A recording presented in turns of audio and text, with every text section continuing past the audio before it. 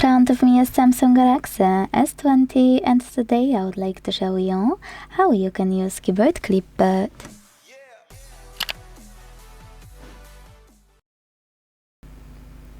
First of all, you need to launch your keyboard and hit Clipboard at the top of it.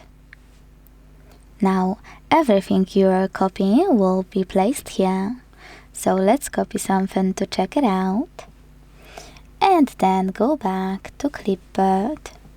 If you want to paste anything you just copied right now, you can also click on it at the top of your keyboard right away.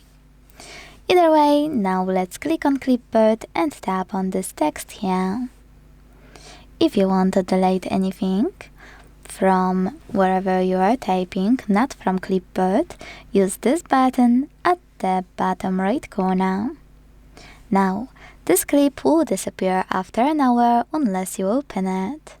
To do that, use pin icon at the top right corner, click on it, and select Done. You can unpin it the same way.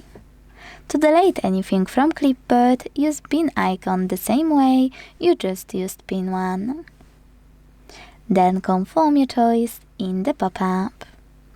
To go back to standard keyboard, click on this arrow at the top left corner.